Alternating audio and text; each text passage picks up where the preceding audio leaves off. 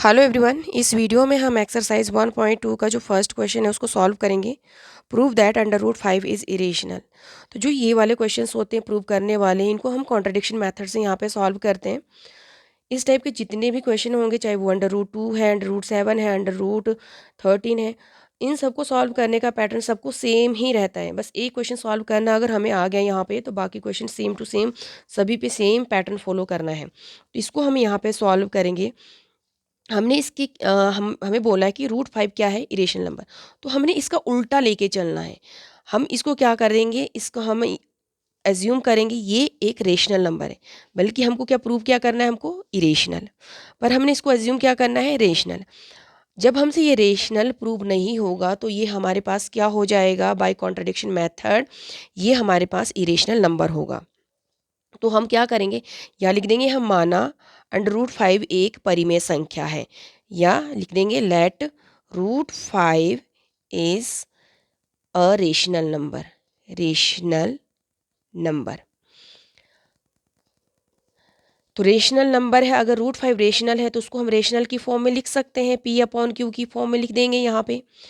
तो P upon Q, और जो कि हमारे पास क्यू क्या होता है, कभी भी जीरो के इक्वल ना हो। रेशनल नंबर किस फॉर्म में लिखते हैं हम, पी अपॉन क्यू के फॉर्म में, और जहाँ पे क्यू आपका कभी भी जीरो ना हो। और यहाँ पे साथ में हमने क्या लेना है, जो पी और क्यू है वो दोनों इंटीजर है। P and Q R integers, पूर्णांक है, इंटीजर्स। और इसके अलावा अलावा पी एंड क्यू आर को प्राइम। को प्राइम क्या होते हैं, सअभाज्य, दोनों ही सअभाज्य हैं। दो या दो से अधिक जितने भी नंबर अगर जिनका एचसीएफ 1 है तो उनको हम को प्राइम नंबर्स बोलते हैं। फॉर एग्जांपल 2 और 3 का अगर हमको एचसीएफ लेना है तो क्या हो जाएगा, दोनों के पास कॉमन सिर्फ 1 है, तो हम इसका एचसीएफ 1 आ जाएगा। तो ये दोनों को प्राइम नंबर है। अब जरूरी नहीं दोनों नंबर प्राइम ही हो, 4 और 5 है, ये प्राइम नंबर है, ये कंपोजिट नंबर है, पर इनका जो एचसीएफ क्या आएगा, 1 आएगा, तो ये भी को प्राइम नंबर्स है हमारे पास। तो यहाँ पे हमने बोला है, जो हमने रेशनल नंबर लिया है, एक तो वो दोनों जो पी और क्यू है दोनों इंटीजर है और दोनों को प्राइम है, जिनका एचसीएफ 1 होगा, कॉमन फैक्टर सिर्फ 1 हो। अब हमने क्या करना है, इसका स्क्वायर रूट हटाना है। स्क्वायर रूट हटाने के लिए क्या करेंगे, हम स्क्वायरिंग बोथ साइड करेंगे। स्क्वायरिंग बोथ साइड्स, इसका स्क्वायर, स्क्वायर से स्क्वायर रूट कैंसिल हो जाएगा, 5 आ जाएगा। पी का स्क्वायर अपॉन क्यू का स्क्वायर हो जाएगा।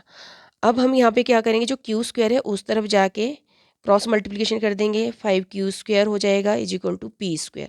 तो ये बन जाएगी हमारे पास फर्स्ट इक्वेशन। अब यहाँ से हम क्या देख सकते हैं कि जो 5 क्यू स्क्वायर का कोफिशिएंट क्या है, 5 क्यू स्क्वायर का गुणांक 5 है, तो ये उस तरफ जाके डिवाइड कर सकता है, पी स्क्वायर को लिखना है तो लिख दो इसको यहाँ पे, पी स्क्वायर डिवाइड बाय 5। तो इस इक्वेशन से हमें क्या पता चल रहा है, जो पी स्क्वायर है वो डिविजिबल है किससे, 5 से, डिविजिबल बाय 5। अगर पी स्क्वायर 5 से डिविजिबल है तो वो पी जिसका ये स्क्वायर पी स्क्वायर, तो पी भी तो क्या होगा, डिविजिबल होगा, ऑल्सो डिविजिबल बाय 5। हमने पीछे एक थ्योरम में पढ़ा, शायद 1.3 है।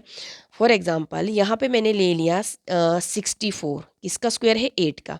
अगर ये 2 से डिविजिबल है, ये देखो 2 से डिविजिबल है, तो किस स्क्वायर किसका था, 8 का, तो 8 भी 2 से डिविजिबल होगा, ये हो जाएगा। इसी तरह से मान लो अगर मैं 25 को 5 से डिवाइड करती हूँ, तो ये 5 5 से 25 हो जाएगा, पर किसका स्क्वायर था, ये 5 का, तो 5 वो नंबर भी जिसका ये स्क्वायर है वो भी उस नंबर से डिविजिबल होगा। तो ये चीज़ हमारे पास P square is divisible by 5, तो पी भी वो नंबर भी डिविजिबल होगा 5 से।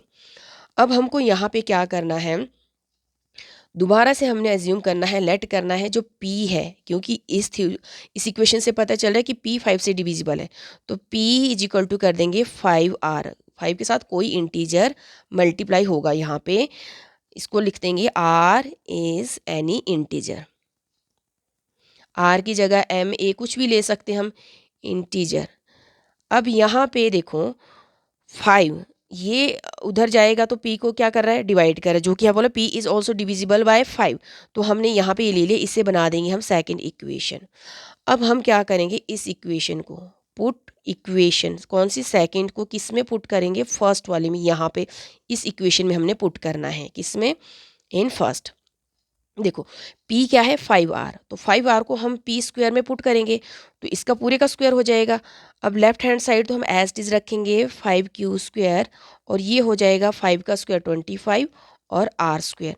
अब देखो यहाँ पे 5 उधर जाके डिवाइड करेगा, 5 5 से 25 हो गया, तो q स्क्वायर किसके इक्वल हो जाएगा 5r स्क्वायर। अब यहाँ पे ये बन गई हमारे पास सेकेंड इक्वेशन। तो यहाँ पे अगर क्यू स्क्वायर ये 5 इधर मल्टीप्लाई कर रहा है, इधर आके डिवाइड करेगा, तो हम इस तरह से भी लिख सकते हैं। अब देखो सेकंड इक्वेशन से हमें क्या पता चल रहा है कि जो क्यू स्क्वायर है, क्यू स्क्वायर इज बिल्कुल इसी तरह से लिखना है एज इट इज, जैसे यहाँ पे लिखा है Q square is divisible by 5। तो क्यू भी तो 5 से डिविजिबल होगा, फिर Q is also divisible by 5। ये अब हम यहाँ पे क्या देख रहे हैं कि जो p है, जो हमने यहाँ पे रेशनल नंबर लिया p अपॉन क्यू, जो p और q दोनों इंटीजर बोला था हमने यहाँ पे, और दोनों को प्राइम नंबर हो, मतलब जिनका सिर्फ कॉमन फैक्टर 1 हो, तो यहाँ पे p भी 5 से डिविजिबल है और q भी 5 से डिविजिबल है। तो ये कंडीशन तो फुलफिल नहीं हो रही यहाँ पे।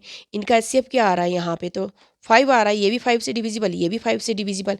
अब हमने क्या देखा, सॉरी ये फर्स्ट इक्वेशन, ये सेकंड, ये थर्ड इक्वेशन होगी हमारे पास यहाँ पे। अब हमने फ्रॉम इक्वेशन कौन कौन सी, फर्स्ट और थर्ड से, फर्स्ट एंड थर्ड क्या पता चल रहा है कि 5 is common factor of p and q, कि जो 5 है वो कॉमन फैक्टर है p और q का। अब जो ये कॉन्ट्राडिक्शन अराइज हो रहा है यहाँ पे किस वजह से हो रहा है, क्योंकि हमने जो √5 है उसको हमने रेशनल नंबर एज्यूम किया, कि जो ये विरोधाभास उत्पन्न हो रहा है, क्यों, क्योंकि हमने इसको रेशनल नंबर परी में संख्या माना।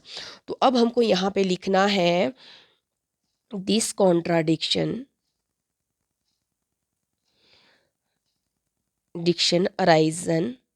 हैज अराइजन, किसके वजह से हुआ ये, this contradiction has arisen because of our incorrect या रॉन्ग अजम्पशन। क्या लिया था हमने इनकरेक्ट अजम्पशन, कि जो √5 है वो आपका क्या है, अजम्पशन कि वो हमारे पास एक रेशनल नंबर है, पर वो रेशनल नंबर वाली कंडीशन हमारे पास फुलफिल नहीं हुई। तो इसका मतलब ये क्या है हमारे पास, हैंस √5 इज इरेशनल नंबर।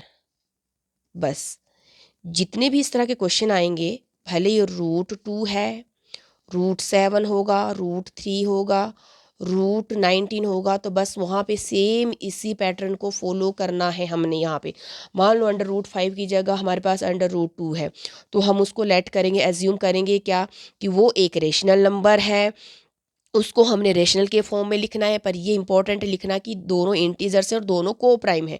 अगर ये लाइन स्किप भी होती, पर ये इंपॉर्टेंट है यहाँ पे लिखना। फिर दोनों का स्क्वायर करना है, तो यहाँ पे आपका क्या आ जाएगा 2, और यहाँ पे p square upon q square हो जाएगा। अगर हम √2 का ले रहे तो यहाँ पे डिविजिबल बाय 2 हो जाएगा सारे में। जब यहाँ पे वैल्यूज पुट करेंगे तो यहाँ पे क्या हो जाएगा 4r स्क्वायर, और यहाँ पे 2 से 4 कैंसिल हो जाएगा तो 2 आ जाएगा, फिर से 2 आ जाएगा। बस वहाँ पे अगर √2 को हम सॉल्व कर रहे हैं तो वहाँ पे कॉमन फैक्टर 2 आएगा, 7 को कर रहे हैं तो 7 आएगा। बाकी एज इट सेम पैटर्न सभी क्वेश्चंस पे ये वाला एप्लीकेबल होगा।